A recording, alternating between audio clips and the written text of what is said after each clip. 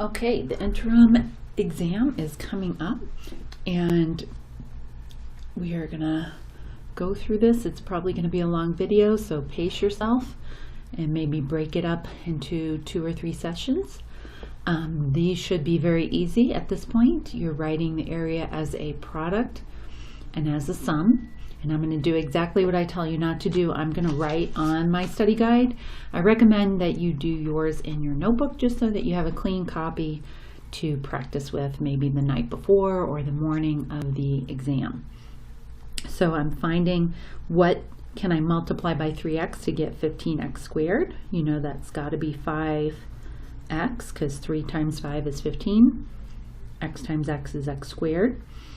Okay, so now I can do 3x times 6 to get this part right here. So that's going to be 18x, this term. And then I'm going to say, okay, what's to get this term, I need this length.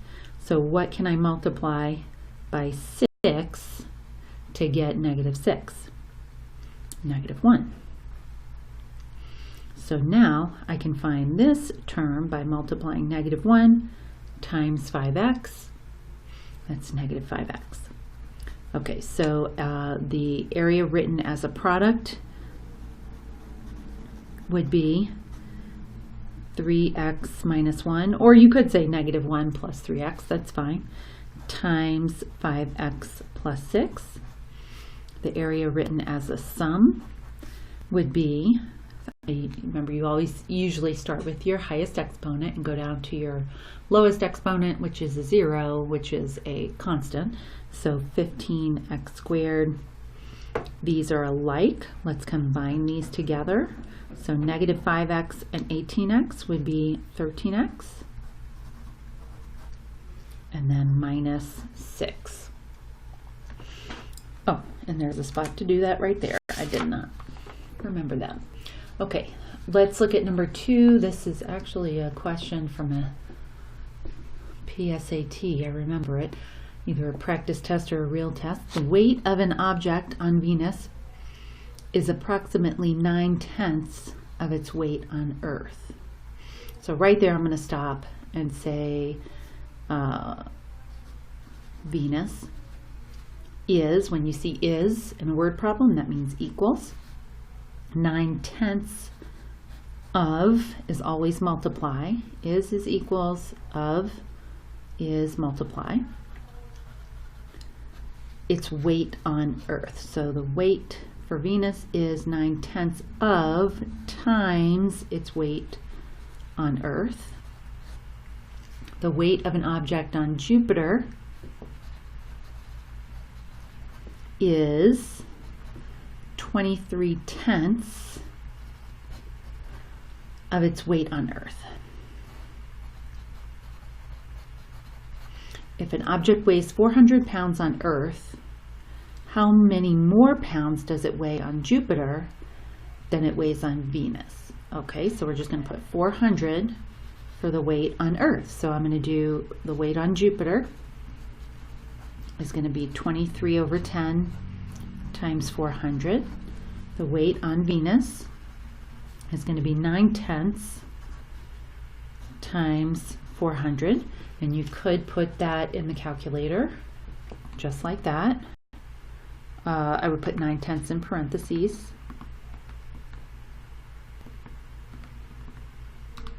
Okay, so on Venus, the object is 360. And Jupiter,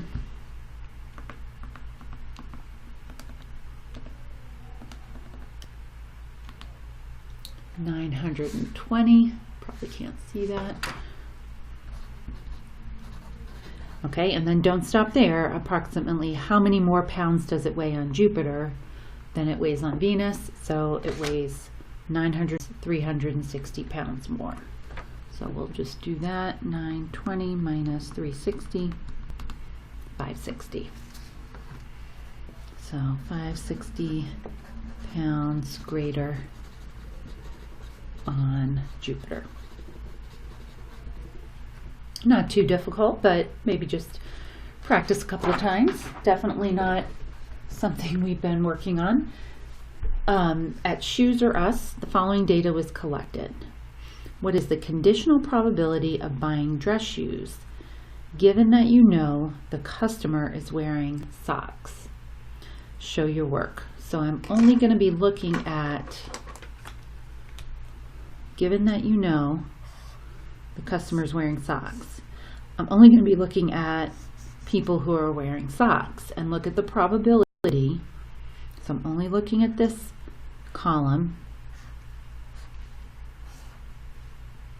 and look at the probability of buying dress shoes. Okay, so buying dress shoes is 8 out of a total of 19.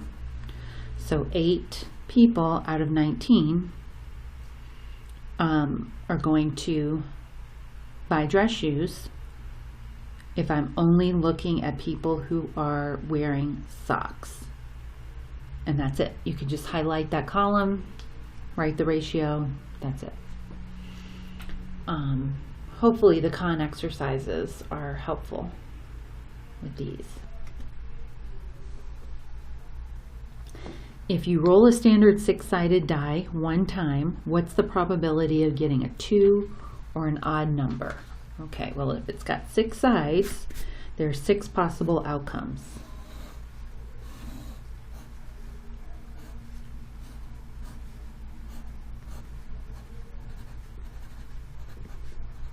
There's your outcomes right there. So the probability of getting a 2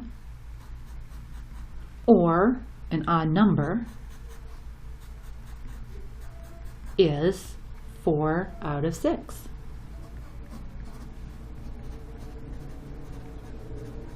Which reduces to 2 out of 3. That's it.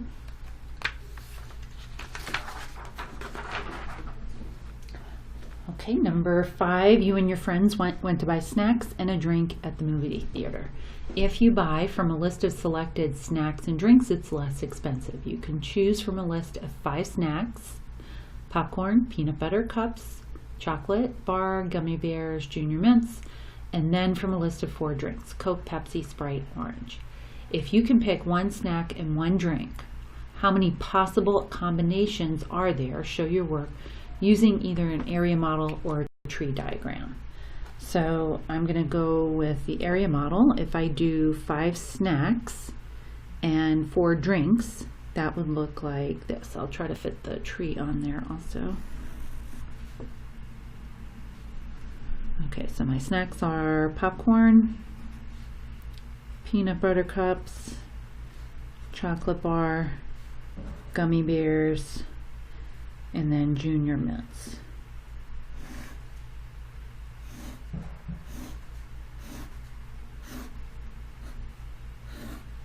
My drinks are Coke, Pepsi, Sprite, and Orange. So that means there are 4 times 5. There's 20 combinations of a snack and drink. And you could write all those out, but let's see, I'm not sure it's necessary. If you did a tree diagram, you could start with either snacks or drinks. If you start with snacks, popcorn, peanut butter cups, chocolate, gummy bears, and Junior Mints. Whoops. And then there's 4 drinks. So for each of those branches, you would have to do 1, 2, 3, 4 drinks: Coke, Pepsi, Sprite, Orange.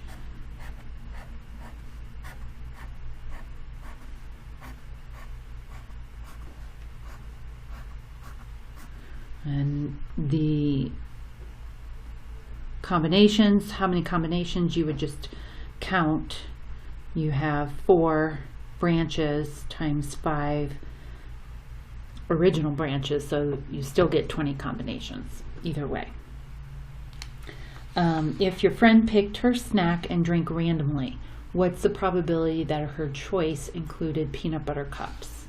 So out of 20 combinations, possible combinations, you could have peanut butter cups here, here, here, and here. You could have it with a Coke, with a Pepsi, with a Sprite, with an orange drink. So 4 out of 20 involve peanut butter cups, so that'd be 1/5. So not too difficult, but definitely something you want to practice. Number 6. In the figure above, lines L and M are parallel. Okay, so we do have parallel lines. I'm going to add the arrows here. Y is 48, Z is 52. What's X? Okay, well, if these lines are parallel, then these 4 angles here are going to be the same as these 4 angles here. Likewise, these would match these, but I already know this. So that means this angle, you could take your tracing paper and see it. Not sure I need to do this, but just in case anybody needs it.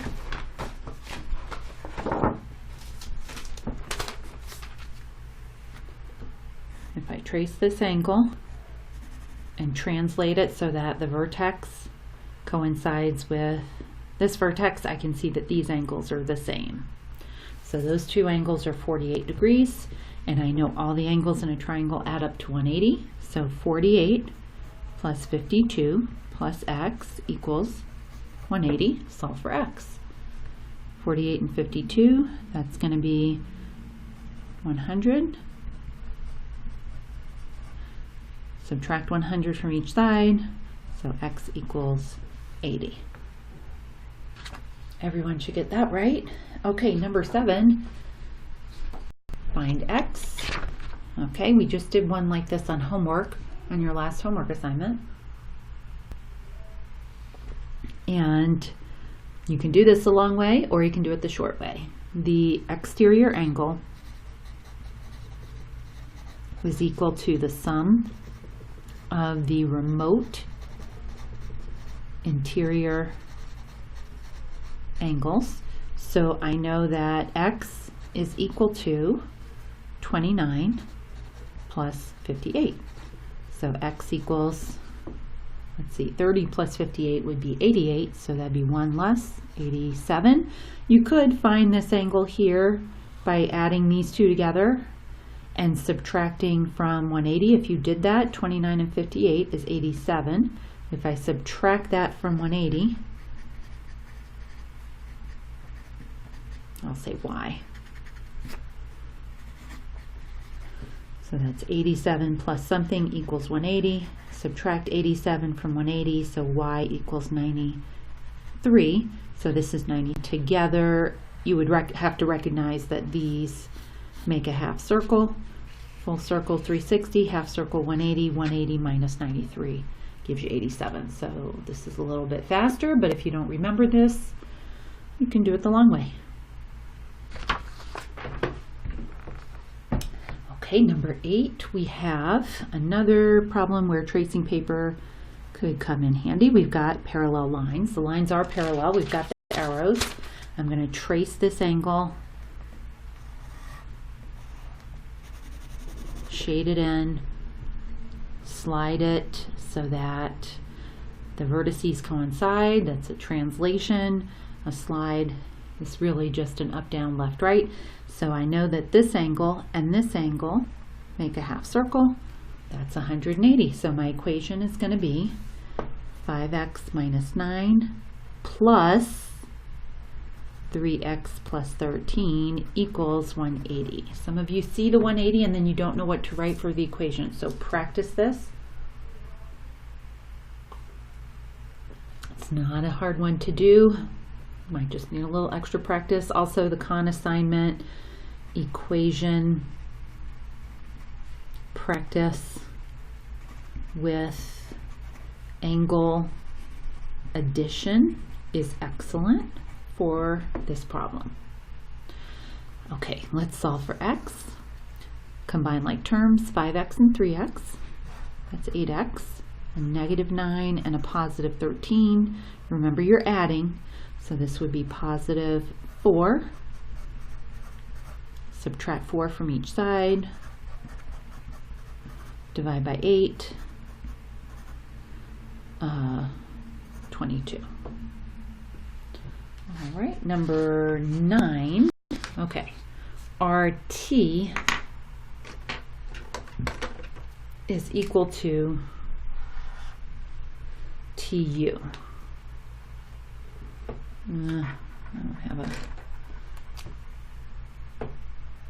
Oh, let's just do that. RT equals TU. I thought it was going to be the intersecting ones. Okay, these are equal.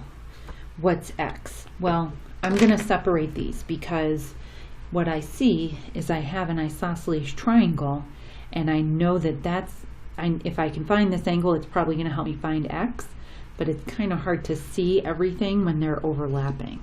So let's just draw that triangle separately. RT is equal to TU. This is 116, and I know in an isosceles triangle that my base angles are equal. So I know that x plus 116 equals 180. Finding angles in an isosceles triangle is a con assignment that we had probably, I don't know, 5-6 weeks ago.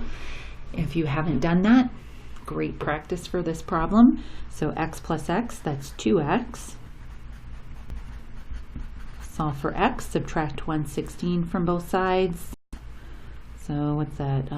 64. Divide by 2. 32. So that's not this x, sorry, that's this angle right here. I probably should have called it something else, but this is 32, and then I'm looking for this angle right here. So if I can get this angle, I will be able to find the one I'm looking for. All right, well, I know that, let's take this and extend it a little bit. There's a lot to this problem, which means it's going to be worth a chunk of points. It's not going to be just a few points, because you've got to do all of this, and then you're still going to have to find this angle. So if I extend this line, I see I've got a circle right here, that's half a circle right here, that's 180. So 180 minus 116 is 64. This is 64 right here. Then I have another triangle where I can find the missing angle. So 24 plus 64 plus, I'll say y, equals 180. Let's solve for y. That's going to be 88 plus y equals 180. Subtract 88 from both sides, so y equals 92. So if this is 92, this is 92. You could use your tracing paper. You probably can see it without the tracing paper, but if you didn't, you could shade that in. Those are the same. So then this is 92 right here. So now I'm just going to find this missing angle in this triangle. So 92 plus 32 plus x equals 180. Solve for x. Whoops, plus. See, subtract 124 from both sides, so x equals 56. Now, if you made a mistake here and you did the right process for everything, you're still going to get most of the points. So you'll have a calculator. I don't see where the arithmetic is going to be an issue. Just practice setting this one up. This is a great one. Finding angles in an isosceles triangle. Also finding angles in a triangle is another con assignment that we had. If you haven't gotten 100% on either of those, practice, do another round. Great practice. Okay, rectangle A prime, no, A double prime, B double prime, C double prime, D double prime is made by reflecting ABCD over the x-axis, then translating it such that xy is equal to x minus 1, y minus 1. Now you had a con assignment translating shapes. If you haven't gotten 100% on that, take the time to do it. And then it's asking for the coordinates of D double prime. Okay, so if this was reflected over the x-axis, then this point A would just flip and trade spaces with D. So A prime would be right here, B prime would be right here, C prime would go up here, and D prime would go up here. And then translating it such that xy is now x minus 1 and y minus 1. So we're looking for D double prime. So D prime is actually the point 1, 2. Okay, this is, wait, did I do that right? Yeah, that's D prime. Okay, and then if I were to use this rule, x minus 1, y minus 1, I could plug in the value of x, this x coordinate and this y coordinate, into this rule, and it would give me the coordinates. Or if you made the connection between the movement and how the rule is written, you will know that this is movement to the left and this is movement down. Remember, the x-axis, whatever it says to do related to x, that's your horizontal movement. That's going to move it left or right. So let's put left, right, horizontal.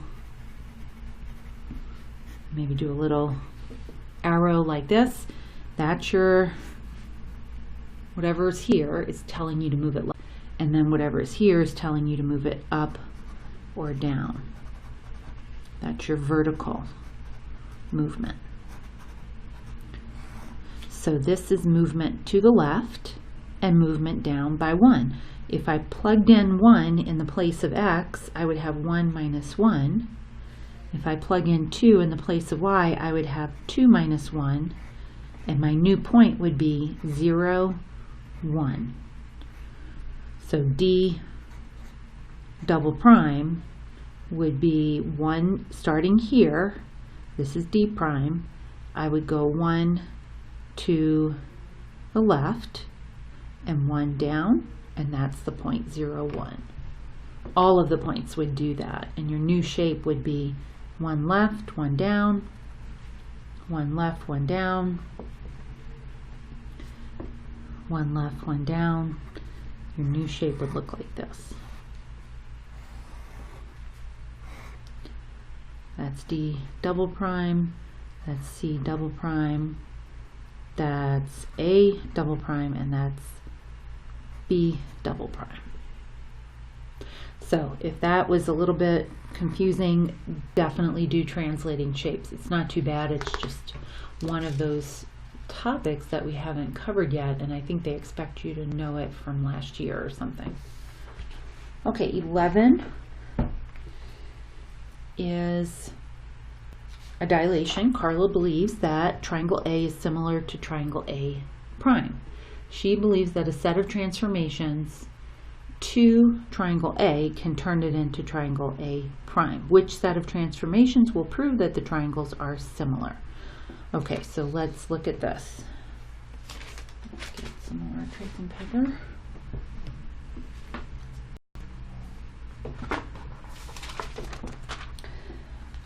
If I want to transform triangle A to triangle A prime, let's trace triangle A.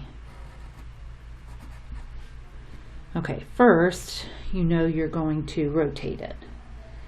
How many degrees? Okay, let's see. That would be 90 degrees, and I didn't draw the little XY axis. I suppose I should. but it's the same as those two intersecting lines right there. Okay, that would be 90 degrees counterclockwise. That would be 180 counterclockwise. And it doesn't matter if I go clockwise or counterclockwise. Here's clockwise, 90, 180. If you do 180 degree rotation, it doesn't matter what direction you go. So I would say 180 degrees rotation. Oh, it says about the origin.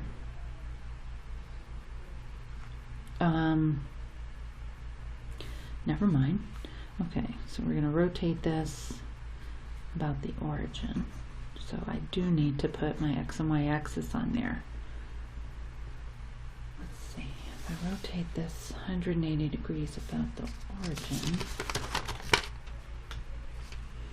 I would have to translate it before I could dilate it. Oh, I guess I could. No, I can't. Okay, hold on. Okay, I actually drew this incorrectly. But I think we can still use this example to practice with and just change the center of rotation. So I'm going to say, instead of a rotation about the origin, let's change that to a rotation about 5, negative 5. And that was a 180 degree rotation about 5, negative 5. And then I'm going to, okay, so there's my rotation. And then I'm going to see what the dilation is, what the scale factor is. So my original length here was 5. And now the new length is 5, 10, 15. So if I do the new divided by the original, my new length is 15, my original is 5, 15 divided by 5 is 3. So my scale factor, a dilation of 3, centered at point 5, negative 5. We'll say that. Okay, I may have made that one a little bit harder than it is on the test. It's going to be multiple choice, and it's just going to be a matter of picking the right scale factor. So remember, new divided by original. If your scale factor is greater than 1, then it's growing, stretching, getting bigger. If your scale factor is between 0 and 1, then it's shrinking. And I think that's just going to be the key to getting this one correct.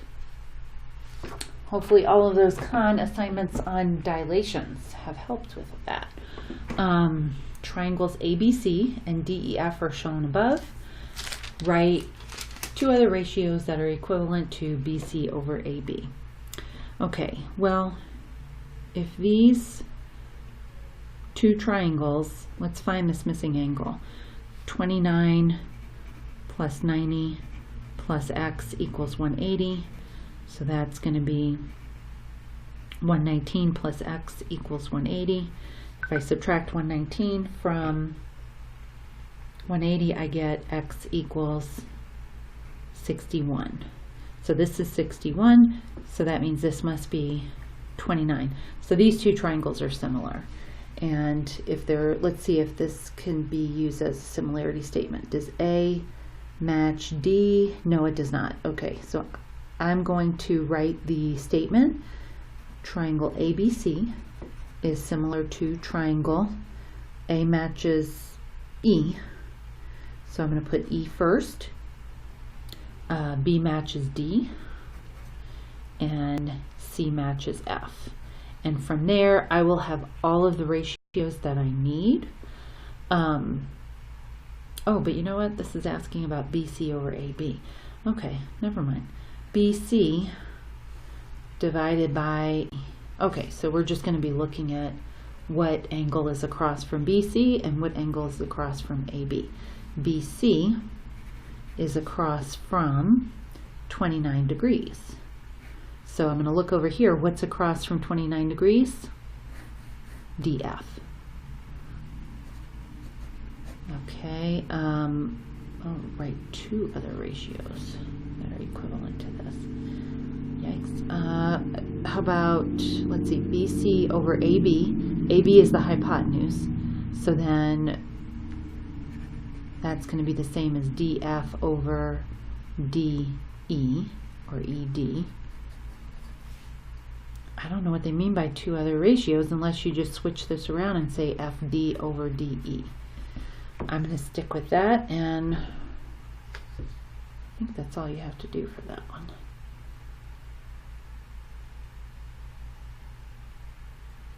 Okay, 13. Local Boy Scout troop measured the length of a local swamp in order to earn their survey merit badge. The scouts took measurements and set up sites so that AB is parallel. So we do have parallel lines. Let's go ahead and extend. Oopsie. Actually, let me get my ruler. Okay, let's go ahead and extend these lines so that we see what angles match up. This is a lot on one diagram. We know that the lines are parallel, and that means that these four angles here are going to match these four angles here. This angle is going to be the same as this angle. You also have vertical angles that are the same. So these two triangles are similar by angle. The angles are the same. This angle matches this angle. So let's write a statement. We know that triangle ABE is similar to triangle, let's see, A corresponds to D. So D is going to go first. B corresponds to C, and then E corresponds to E. Once you get this statement written, the rest is just setting it up correctly. So we know that AB is to DC. This ratio is going to be the same as this ratio, BE over CE, and that's going to be the same as EA over ED. Some of you did a really nice job with this on your Chapter 2 test, considering how little time we spent on this. AB, I don't know it, and DC, I don't know it, so I'm not even going to worry about this one. BE is 350. CE, is that the one we're looking for? Oh, we're trying to get the length. Oh, I'm sorry. Forget it. I do need this. That's the second one is the one that I don't use. AB over DC I do need. Sorry, AB is the length of the swamp. That's what I'm looking for. Okay, so let's put X, and then DC is 182. BE is 350. CE is the one that I don't know. This is the one I'm not going to worry about. EA is 210. And ED is 108. So do you have to go through all of this? No, but people who do tend to get it right. People who don't tend to make the wrong ones, and then they mess up the problem. And this is another one. There's a lot of work. It's going to be worth a lot of points. So I would take the time, just write this out, write out your proportions so that you get it correct. So your proportion is X over 182 equals 210 over 108. We're just going to cross multiply. 210 times 182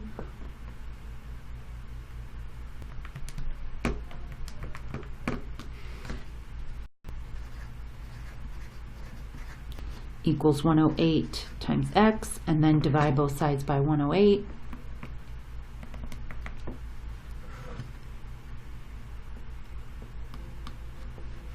And change it to a decimal.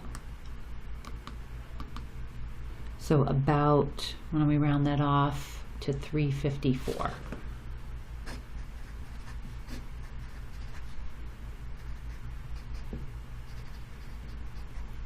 And that's it. Similar triangles, solving similar triangles basic is the con assignment that corresponds to this problem.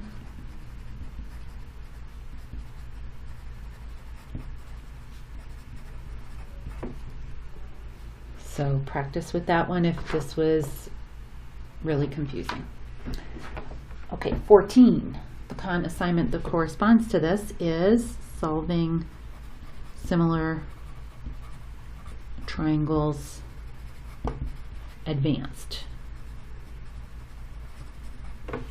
Okay, so we know that BD is parallel to AE. Let's put the arrows on here. What's the length of CE?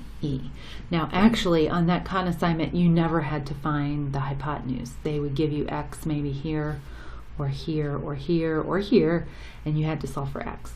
But I think if you do that one, you're going to be okay with this question. It's going to help you. So if we're looking for CE, CE is the hypotenuse of the big triangle. So first let's draw these triangles separately. You have triangle CDB, and then you have the large triangle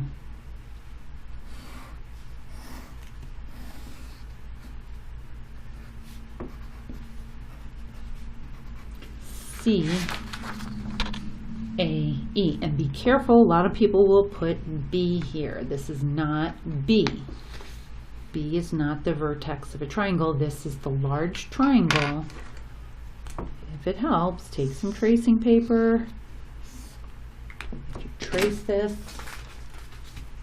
you could even trace the two triangles separately. Here's CBD, and then you've got the big triangle.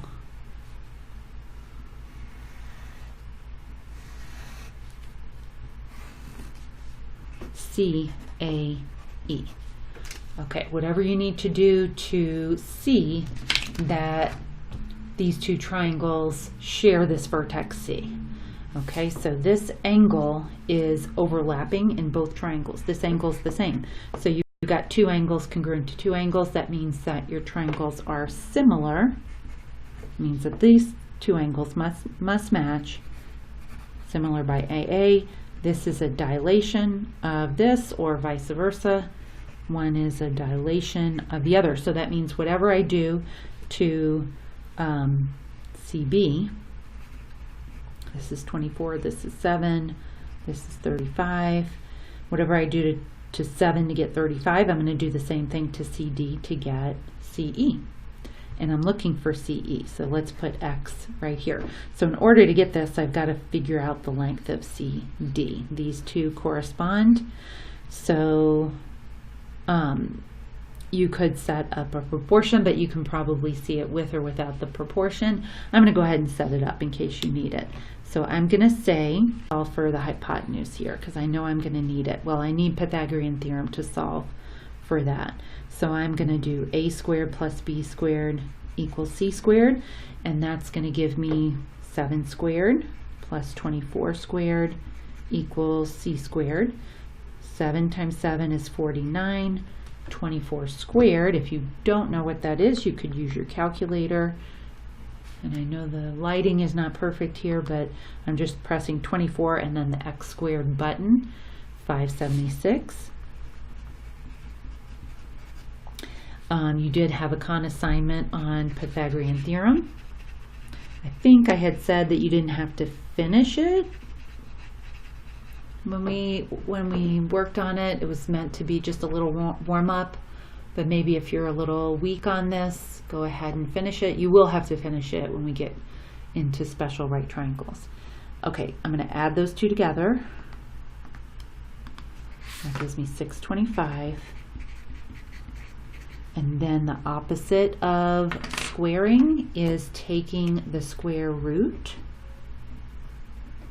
So the square root of c squared is c. The square root of 625, if you need to do that on a calculator, you would press Control x squared. It's going to give you this little square root sign. I realize it's hard to see on there. Then I'm typing 625 and that's going to give me the square root. So C is 25, and now I can see how to figure out what X is. So I'm going to go through a whole process of setting up the statement, triangle CDB, similar to triangle CEA. So my proportions would be CD over CE, first two letters,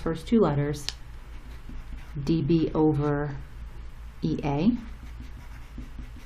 second two, and then BC, last and first, AC. Then I'm just going to plug in what I have, and I realize some of you can do it without doing all of this, but in case someone needs it, CD is 25, CE, that's the one I'm looking for, DB is 7, EA is 35, and that's all I need. I don't know both of these. I don't know AC, so I'm not going to worry about it. I've got a proportion. One term is missing. That's enough to find it. Cross multiply. 25 times 35. 875 equals 7x. Divide both sides by 7.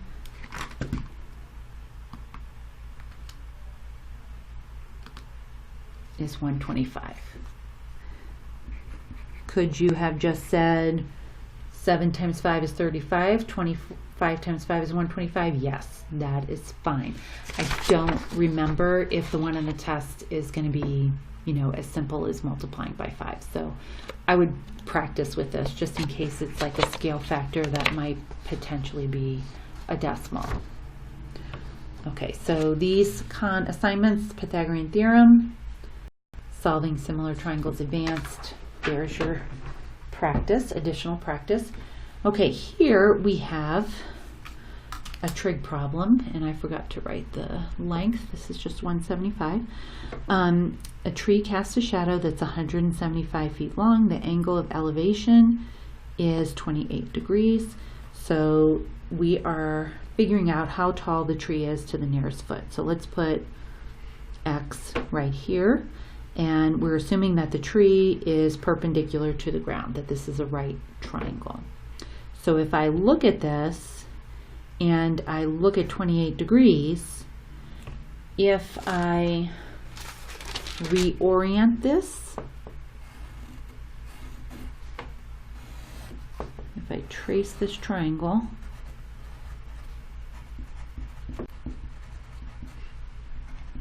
and I reflect it, that looks just like a slope triangle, in which case this would be change in y and this would be the change in x.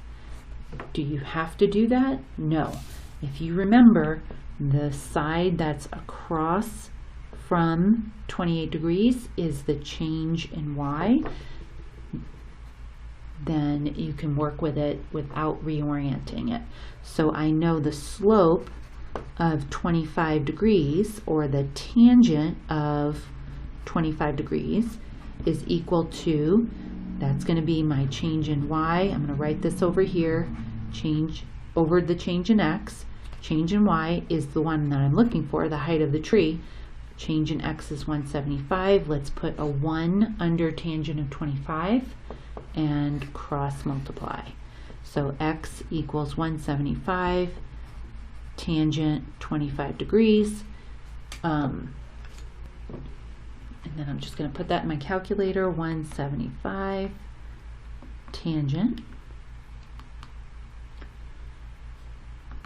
25,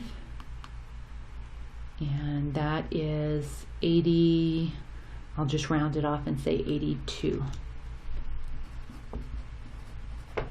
feet.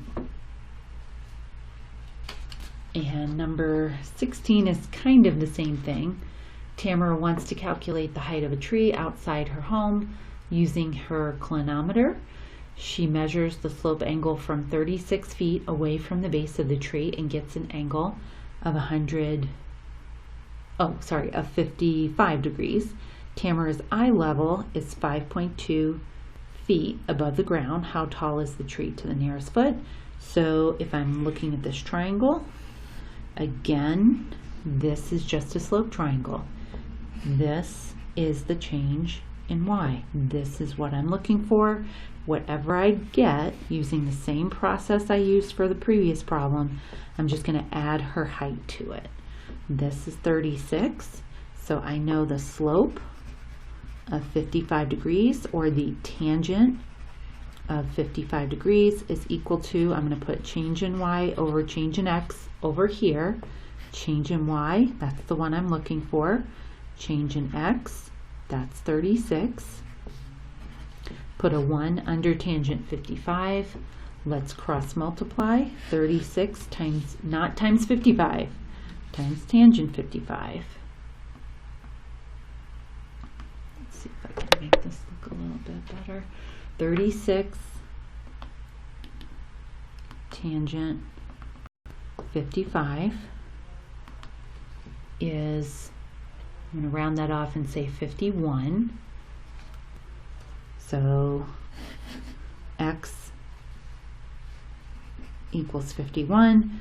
My final answer would be the height of the tree would be 51 plus 5.2.